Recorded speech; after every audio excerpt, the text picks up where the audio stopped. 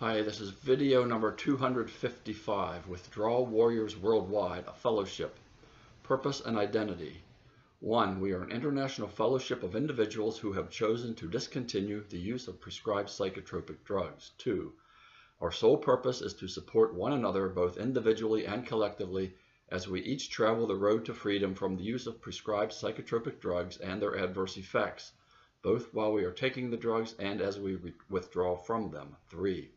For the purposes of this fellowship, we are not licensed medical doctors, therapists, counselors, psychologists, or licensed in any other medical occupation or profession, nor do we claim to be licensed medical staff with respect to this fellowship.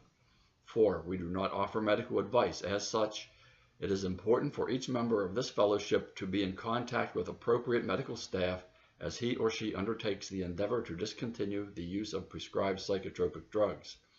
5. This fellowship has no opinion concerning the current general practice of prescribing psychotropic drugs or any other social issues.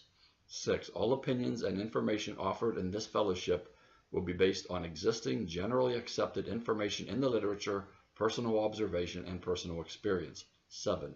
There are no dues, fees, or any other financial aspect related to this fellowship. Pillars and Truths. 1. Our journey from the discontinuation of prescribed psychotropic drugs through withdrawal to a place of wellness is a process. 2. We are all different. No one else can feel what you feel. Each person goes through and experiences the process in a manner that is unique to him or her. No two individuals experience the process in exactly the same way. We will each have a different story to share when we reach wellness. We will each have different symptoms with different intensities. We will each notice improvement in different ways and at different times. We will each have our own time frame for healing. 3. There is no perfect way to taper from psychotropic drugs. However, under no circumstances is it wise to cold turkey from psychotropic drugs. 4. The brain is continually trying to heal in its own unique way during withdrawal from psychotropic drugs, even though there are times when it feels like no healing is occurring. 5. Even though the myriad of strange, intense symptoms during withdrawal causes us to feel or believe we have developed a mental disorder, we have not. 6. Often, the symptoms of withdrawal lead us to fear that we have developed some other empirically diagnosable condition. In such cases, it is best to be checked by a doctor, if only to provide us peace of mind. 7. Currently, the passing of time is the only known way to effect healing from psychotropic drugs, although there is hope that a quicker way to healing will be discovered in the future. As such, withdrawal is a matter of surviving until wellness is reached. Anything that helps us to pass time is beneficial. 8. Acceptance that we are in withdrawal and that it will take time is necessary in reaching wellness. Blaming ourselves or others for our current predicament does no good and is counterproductive. It is what it is and it will get better. 9. It is absolutely necessary for us to keep hope alive during the withdrawal process. We need to reach out to anything or anyone to maintain hope. 10. It is important for us to seek positive, hopeful input from wherever we can find it. Places of negativity and confrontation of any sort should be avoided. 11. We must be careful of what we read and believe. It is important to realize that nearly everyone in the withdrawal forums and Facebook groups is also in withdrawal. They are also afraid and have cognitive issues. For this reason, harmful misinformation and fear abound. In withdrawal, the power of suggestion is enormous. 12. All of the bizarre, painful, fearful thoughts and feelings we have in withdrawal are distortions caused by the withdrawal itself and have no place in reality. Okay, the promises. These promises are primarily from Alcoholics Anonymous, pages 83 and 84, with slight modification. 1. If we painstakingly adhere to these pillars and truths, we will each make it to the place of wellness and will be amazed when we get there. 2. We are going to know a new freedom and a new happiness. 3. We will not regret the past nor wish to shut the door on it. 4. We will comprehend the word serenity and we will know peace. 5. No matter how far down the scale we have gone, we will see how our experience can benefit others. 6. That feeling of uselessness and self-pity will disappear. 7. We will lose interest in selfish things and gain interest in our fellows. 8. Self-seeking will slip away. 9. Our whole attitude and outlook upon life will change. 10. Fear of people and of economic insecurity will leave us 11. We will intuitively know how to handle situations which used to baffle us. 12. We will realize that God has done for us what we could not do for ourselves. Are these extravagant promises? We think not. They will always materialize as we reach wellness. My voice is a little weird today. I got a little tickle in my throat here. Overcast right now. I had a steady rain this morning. It was kind of clearing up a little bit, and now we have a severe thunderstorm warning. So if you hear rumbles and stuff, you'll know that the time has come. Did my workout this morning and vacuumed both in the same day. I don't usually do both of them in the same day. I watched. Somebody sent me a link to. It was a movie about Saint Francis of Assisi. It's actually Michelle. She sent me this link. It was interesting. I didn't know that much about Saint Francis. It was interesting. A lot of like what he believed and his like pillars. He had in the movie he had like 3 verses that he basically his whole ministry, his whole whatever it's called in the Catholic Church was based on those 3 verses. That was really interesting. My grandson, he left here yesterday exhausted. He actually fell asleep on my lap. We were watching Bee Movie. It's about bees.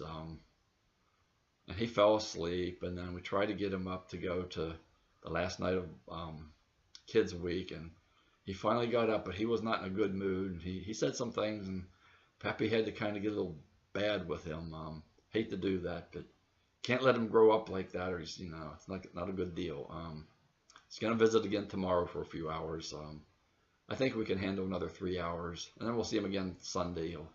They'll be doing a Kids Week show at church on Sunday, so that'll be good. He'll be there. Okay, Michelle, she had the scan like for her breathing, for her lungs. She has reactive asthma, so it's not like real serious or anything. And I thank you for prayers for her. I appreciate them, and I'm sure she does too. So she was very relieved. She emailed me a little bit ago. She was very relieved that that's all that it was, and that can be handled. There are other things that that are much worse. So you see, I have 2 emails, and then something I want to talk about. I finally wrote the thing having to do with coming off other drugs while you're in withdrawal. So I'm going to read that here, and I will put it in one of the rooms. I forget which one. I'll mention that later. Okay, the first email. You see what time I have here. Where's my? I'm not seeing my cursor anywhere. There it is. Okay. Okay, the first email. Hi Don, thank you again for responding to me in your video. I truly appreciate that you would take your personal time to listen and help me and others who are really in a bad place and are desperate, when I know that most people have their own set of problems and circumstances to deal with. A lot of what I was dealing with has gotten better. Some of it's gone, but the remaining parts, it's better. It's still there, but it's anyway. I hope that someday, if I recover from this hell, that God will also give me the strength to help others. I must say that in my 54 years of life, I can definitely say without any doubt that this has been the most difficult thing I have ever experienced. I feel like I have lost my life and that I am just a prop and I am no longer me. My youngest son, who is a Marine, got a leave of absence a month ago for my dad's funeral, and we were talking, and he said that he and his buddies were talking about their dads, and he didn't realize how much I did compared to theirs. And tears came to my eyes, and I said, son, that's not me anymore. I would tackle stuff even if I didn't know how to do it. I would tell them we can do this. I guess I sort of ramble on in these emails because I don't talk much or socialize anymore, as this drug has alienated me from life. Even my partners in the roofing company, who I knew for almost 25 years, we were more than friends and we were like family, are not around anymore. I just can't seem to connect with anything or anyone anymore. Hoping for a brighter future. Okay, let me go back up here. Okay, 54, hardest thing in your life. Yes, when I got through, when I went into withdrawal, see, that was, see, how old was I when, 56. I was 56 when I quit drinking. I had a stint back in my 40s when I was polydrugged. It was really, really bad too. But my withdrawal experience started when I was 56. And it took me almost, like, till I was quite well again and feeling good. A little bit under 3 years. So yeah, I can't think of anything that was harder for me, that's for sure. But you come out in a good place, and okay, I'm just a prop and no longer me. Yeah, that's you will be you. You will be you again, and you'll be a better you, and you'll notice that too. But I know while you're in withdrawal, you feel like you're just kind of existing, and you're someone else. You're not sure who you are, but you're not who you were. But you actually are, but you just it doesn't seem that way. Okay, your son, the Marine, and didn't realize how much compared to theirs, and tears came to my eyes. That reminds me very much of like my daughter. I've talked about my daughter on like she didn't see me much during my withdrawal, but she would always get me nice cards and say how like she appreciated everything and the wisdom and all that. And I would always cry. I would always cry when I got cards from her because the sadness was more, yeah, I miss me. I used to be that person and now I'm not. And it's kind of like we miss ourselves and we tear up and cry, and that's pretty common, I think. Okay, I would tell them we can do, yeah, it's encouragement, like, and it's hard, like when you've been an encourager for, your life and stuff, especially with your children, and then you get to a point where you can't do that anymore, and you need the encouragement, and it's hard. It's real hard. You will be that encourager again, and like, I'm here to encourage you. I'm here to give you hope. That's what I'm here for. You've come to the right place. I mean, there are lots of places to come to go to. This is one of them. So I'll encourage you until you become the encourager again there. Okay, rambling on in the emails. You can't talk or socialize. Yes, I couldn't talk hardly to anyone without whining and complaining. And they got sick of it after a while. And you talk about your partners here you knew for 25 years and your friends and that's the same as it was for me, especially, I talk about Harold a lot. I couldn't, he's my son and Harold, my son, I couldn't talk to him. I could be in his presence. Harold would call. I couldn't even talk to him on the phone. But he would call and just say, well, I'm thinking of you. I know you can't talk to me, but, and it comes back. Like if they were your friends before, they will be again. If you had close relationships before, they do return, but you got to remember these people miss you too. I mean, they not only don't want to hear you whine. I mean, nobody wanted to hear me whine. They made that pretty clear after the first couple months. But they miss you, and they're kind of hanging there, and they'll be overjoyed when you return. They will. And it is hard to connect. It's very hard to connect. But the brighter future that you're looking for, it is coming. It does come. It gets here. It seems impossible, but when it's so dark and you can't function, you're afraid. All these horrible things going on with your withdrawal, but you do return, and like life is good again, and it honestly is much brighter than it ever was. For me, that's the way it's been. It really still amazes me. It really still does. Okay, next email. You see what time I have here, 13 minutes. Hey Don, I just got back from a family vacation. We went on a cruise for my daughter's graduation from college. That was an experience. I am coming up on 14 months now and actually made it. I had some rough days but pulled through somehow. Right now I have the anxiety, intrusive thoughts, anxiety about health, and just the lingering impending doom feeling. My question is about weight loss. It seems that since I hit about 9 months, I have been losing weight greatly. I know that one of my issues has been fear of food and what to eat, so I will just not eat, or my stomach gets so tight and I cannot eat. I am steadily dropping weight and trying not to freak out about it. I have researched so much on diets and what causes anxiety and glutamate and so on that I am just struggling to put food in my mouth. I still find myself questioning if this is withdrawal at 14 months and if I don't have some other major issues that are underlying, like my Lyme or MS diagnosis. Even though today when I stepped on the scale, what if I have AIDS? Holy crap, I can scare the mess out of myself with these thoughts. I posted on Benzo Buddies, and as usual, no one answers my posts. It seems as though it is not as friendly anymore. Not sure if I am just sensitive to it or not. Okay, just wondering how to cope with this and to reassure myself it is just withdrawal and I will heal. Okay, a little background here. She was treated for MS some time ago. She didn't respond correctly to the drugs, whatever that means. So they diagnosed her with Lyme, and they treated her with antibiotics. And as often happens in that particular process and those things going on, that she was put on benzos, and she's now 14 months off. So, okay, go back up here to the top. Went on a cruise. That's cool. That's awesome. I've never been on a cruise. I'm not quite sure. I can't swim, which, you know, I guess that's neither here nor there.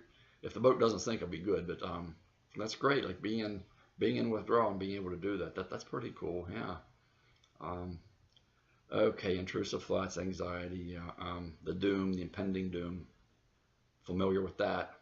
Okay, the weight loss. Okay, that was big for me. Okay, she hit 9 months and been losing weight. My weight loss started at the beginning. When I quit drinking, I was still in tolerance. And it wasn't for another, I think in December. I quit drinking in October, November, December. Okay, like it was about 6 weeks that I had lost 30 pounds the first 6 weeks. And then I got on the Remeron because I knew that will probably help me eat, and it did. So that kind of was the end of my eating issue. And that's not true for everyone, but for me but you know, if I had decided just to not take anything and, you know, make my way through somehow, just muddle my way through, I don't know. I went into the hospital at it was about 8 weeks after I quit drinking, or 8 or so. I had lost a lot of weight. And in my book, I give descriptions of like when I was in the hospital. I remember standing there by my bed looking, and there was a mirror there. I looked like a skeleton. It was horrible. Yeah, I was always used to being like very physically fit, have a nice weight, nice amount of weight on me. And it's amazing how quickly, when you can't eat, weight just kind of peels off of you. I know. And it's disturbing. It's very disturbing because you start to worry and get fears in that. And I was taking the Remeron, but even then I was still, a lot of people who could eat, in Benzo Buddies and one of the other groups I was in, the other forums, there's this fear of food. I noticed that everybody had a fear of food, and I didn't. Even though I could eat, the only thing I would not allow myself to have was caffeine and coffee. I would not allow that because it did ramp me up a lot. But I kind of thought, you know, I mean, I just ate. I ate. I thought I'm just going to eat it. If it ramps me up, it ramps me up. I don't care. I don't care. So the big thing for me was I had an appetite and I could swallow. Some people have a hard time swallowing. Some people don't have an appetite. So I just gave up the fear and said, I'm just going to eat. I'm not going to drink coffee, but I'm going to eat whatever I want, and I did. But a lot of people had like the extreme fear, like you can't eat like simple carbs, like sugars and white bread and that. You can't eat different kinds of starches. You can't eat this, that, and the other. And some of the diets people were on, I thought it was depressing. I thought, because it was just, I don't know if I had enough cognition to actually be on a specific kind of diet. I don't know. So I don't, you know, weight loss is a hard one. That's, I mean, a lot of people like need to lose weight, but I know in withdrawal, you lose lots and lots of weight, like too much weight. The weight does come back once you are able to eat, but, yeah, I know. And it's easy to freak out over. I freaked out over it big time. Yeah, I don't know. I don't think, for me, even when I did eat, and it wasn't so much, I think, exactly the specific things I ate, it would cause anxiety. It almost didn't matter what I ate. After a meal, after like maybe 20 minutes after a meal, I always would get like anxiety and derealization and weird stuff. But I still ate because I just did. I thought, well, I'm going to eat. I'm going to try to enjoy this, because there was not much enjoyment in withdrawal. The only thing that really didn't do that for me was like frozen yogurt or ice cream. That for me, even way back in 1997 and 98, I can remember going to Rita's for Italian ice and thinking, if I could just sit all day long and eat Italian ice, I would be okay. That there was just something incredibly soothing. It just slides right down. You don't have to chew it or anything. It was just great. Maybe something like that. I don't know. But the fear of food, that's a hard one. I didn't really have that. I just kind of made up my mind. I'm just gonna eat, and I just did. But the caffeine terrified me. In the mornings I would drink hot water, and that was disgusting. But I was afraid to even. For some reason, I had this thing about caffeine. Like my wife would make coffee before I would get up, and then I would be kind of freaked out. Like, well, what if there's like coffee residue in this thing, you know? But okay. Still questioning if this is actually withdrawal. 14 months it's good healing time, but you can still have lots of stuff going on in withdrawal. You really, really can. Okay, the AIDS, yeah, you freak out over in one of the, I guess it's Pillars and Truths. The power of suggestion is enormous. It's extremely enormous in withdrawal. Any tiny little thing that your brain can hold on to and scare the crap out of you, it does. It just does. That's the way it was for me too. AIDS wasn't one of mine. I'm surprised it wasn't. I used to give blood and stuff a lot years ago, and it's a wonder I didn't think like, well, I probably got AIDS from doing that somehow. I don't know how you would, but well, I guess you could. Back in the day, I guess you could, but yeah, Benzo Buddies never for me was like the people. I mean, they're all in withdrawal. They're not happy, joyous, free. They're not. But for me, it was like validation. Okay, these people are suffering too. I know I'm like one crazy. There are other people with this. So yeah, I didn't post a lot on Benzo Buddies. The very first thing I posted was how black my depression was, and I got an answer back. Well, that's too bad. I feel sorry for you, but they didn't give me any like positive support or say like, well, why don't you try this, that, or the other, or that it's going to go away. They just said, I'm sorry to hear that. It's too bad. And that was from somebody who was, as I recall, her name was Cindy. She was about a year and a half off, and she was starting to do pretty well. Yeah. Withdrawal's hard. It's you might try like ice cream or something that just kind of like slides down. But I know like people freak out over sugar too, and I don't know. So I would probably try like something that's kind of slides down if you can't swallow well or something like that. Okay, and as I said, I wrote up the thing today that I've been talking about a while. That hopefully, this will be in writing then, and if somebody, if I get some questions or comments on that particular subject, I can point you to the story room. That's what it is, the story room. Okay, let me see what I got here. This will probably take a little bit to read. Okay, the title, Tapering Other Drugs During Withdrawal. Should I or shouldn't I? Okay, June 23rd, I just wrote it today. The last thing I wrote was October of 2015. It was right before I started this website. And once I started this website, I didn't write anything else because I started on the videos pretty quickly. So anyway, okay. Should I or shouldn't I? Okay, when I was in withdrawal from benzodiazepines, I had seemingly countless concerns in quotes. Okay, most of these concerns were, in reality, purely baseless, irrational fears created by and emanating from a brain that had been severely adversely affected by prescribed psychotropic drugs. In short, I was afraid of literally everything, whether there was basis for such fear or not. During my withdrawal, I made many different wrong turns that I often came to regret, usually right away. One of these was my persistent quest to find the magic pill that would end my suffering. Surely there had to be a drug that would ease my anguish.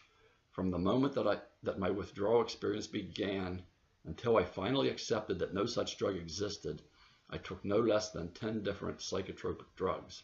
One drug, Remeron, I took early in my experience in a low dose simply to increase my appetite and allow me to sleep. I had lost a great deal of weight and could not sleep at all. It did help with both symptoms, and I took it for 2 years for those reasons.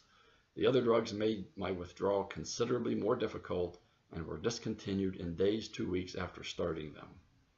Another wrong turn was twice attempting to discontinue the Remeron prematurely. In withdrawal from a psychotropic drug, it seems rather intuitive that if that drug was making me ill, then any other psychotropic drugs I may still be taking could also be making me ill and even preventing me from healing. In fact, it would seem logical that I will not heal and feel well until I am off all psychotropic drugs. That was an enormous fear for me. My withdrawal had gone on for so long with no noticeable improvement that I thought the Remeron may be keeping me from healing. Hence, I tried to discontinue the Remeron twice while I was still in withdrawal. I failed both times and had to reinstate.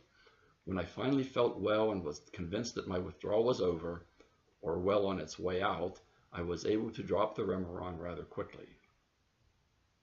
Now that I am well and able to look back on my experience with a brain that is no longer bound by fear and depression and that can think with clarity in an objective, logical manner, I see that both of my wrong turns apparently resulted in the same problem. Okay, both changed the biochemistry and perhaps physiology of my brain while it was trying to heal, either by directly repairing the damage caused by the benzos and or by rewiring around the damage. How can the brain heal if the biochemistry is continually changing, either by adding more chemicals or removing them? From this perspective, tapering drugs while in withdrawal is counterintuitive and illogical. At times, I have likened it to a roof that is being repaired and held up by temporary supports. The supports cannot be taken out until the permanent supports are built and put into place. If the temporary supports are taken out prematurely, additional damage could result requiring additional repair.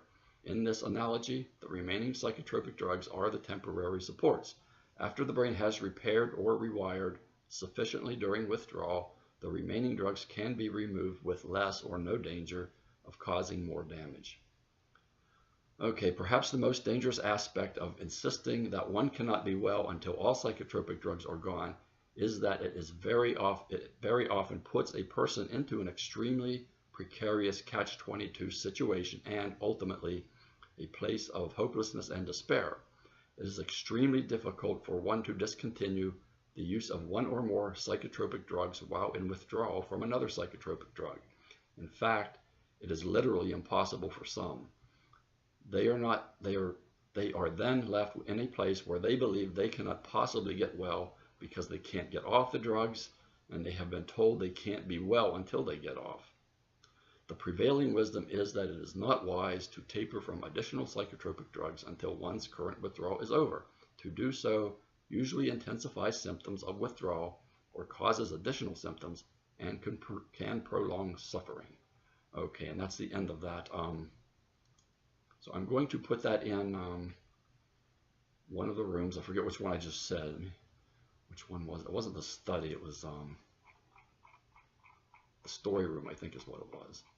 So I have all these rooms, and I started doing videos, and I haven't followed through on what I had planned to put in each of the rooms very well. So maybe one day I will address that. I don't know. So anyway, yeah, coming off of other drugs, I've talked about it many, many times, and I thought, well, I really should write something, and then there it is for people to read. Like if they want my input, my opinion based on my own experience and observations of like thousands of other people that I've seen try to do this, then it's there. You know, you don't have to think like, well, which video did he say that certain thing in? It'll be right there in writing. So yeah, I still want to do the list of symptoms. I want to get around to that. I had made good progress at the beginning, and then other things came up, and doing the videos, like daily videos and that, and some other things in here were, in my life, and haven't gotten back to that yet. It's still there. So I do hope to do that. I really, at some point, would like to do some more writing. I don't know. I think the videos probably are more important because it's just a different medium. That's the way that goes, and it's easier just to sit and listen to me than to actually read when you're in withdrawal. I know that. I had a hard time reading in withdrawal, very, very hard. So anyway, that's what I got. It did just rain some. I don't think I heard any thunder, but it was just pouring. So I think the warning is till like 10 o'clock tonight. So probably gonna have some more storming here. Hopefully it won't put the power out. Sometimes that happens, and it usually comes on fairly quickly, but sometimes it takes quite a while. So that's what I have for now. You see, this is Friday. I keep thinking this is Saturday. I'm always a day ahead for some reason. This is Friday. Grandson's coming back tomorrow. Hope he's in a good mood. And he was at the shore for a week. I think that kind of messed him up because he was around all adults. No other kids went along, so he's an only child. He gets, you try to keep an eye on, like, keeping him from being spoiled, but that's hard to do. So he'll be coming back tomorrow. That'll be fun, I hope. He was not happy when he woke up yesterday. That's absolutely certain, because he said some really nasty stuff, and I kind of had to lower the boom on him here a little bit. I'm not one to, like, physically do something, but I'm one to get very, very stern, and like I get out my kids called it bellowing. I would bellow when I would get upset and, like, want them to notice that I'm upset.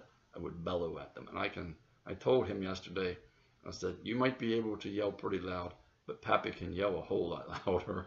He understood that. I said, do you want Pappy to yell? He said, no. So he understands that. That works. If I yell, but then he starts crying, and that's not cool either. I don't like that. But you can't just let them, I mean, you all know you have kids. You can't just let them do what they want to do and be nasty, because they have to live a whole life here yet. And, you got to have people in your life that like you and you can do things with and have a relationship with. You can't just be nasty. It can be a lonely life. So anyway, that's what I got here.